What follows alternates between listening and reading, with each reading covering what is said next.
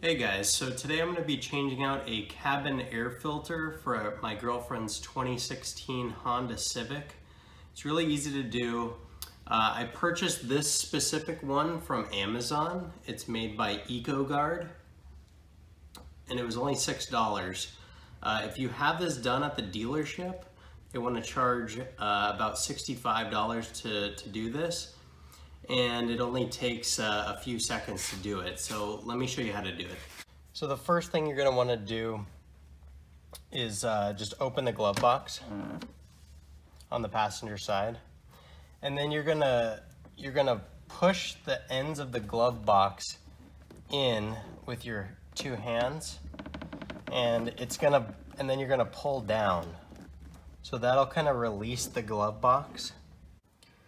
So with the glove box released, as you can see, it's kind of just hanging down right here. Behind the glove box, you're gonna see this black plastic cover. And there's pins on either side of the cover. And you just need to press down on the pins on each side, and this will pull off. Now keep in mind, it says the airflow goes down, so when you reinstall it, it'll need to go back in that position. And once you take that off, you're gonna see the air filter for the cabin right here, and you just kind of pull down on the air filter and pull out. And as you can tell, this is a factory Honda air filter. My girlfriend's car has 40,000 miles on it. I don't know if it's ever been changed, but you can tell that it's really dirty and there's leaves and other matter in this air filter, so we're definitely going to be changing this out. All right, so just like the other air filter, this one does have a directional airflow, so you'll want to make sure that the arrow points down toward the ground.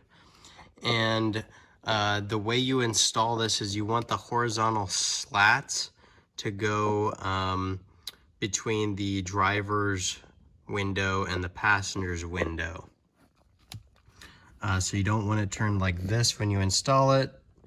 You want it turned like this. And you're just gonna put it back into the hole, and it just easily kind of slots in there, and it'll kind of fit up toward the top like that. And now we want to reinstall that black plate. Again, with the black plate, you have an airflow directional, and you want the arrows pointing down toward the ground.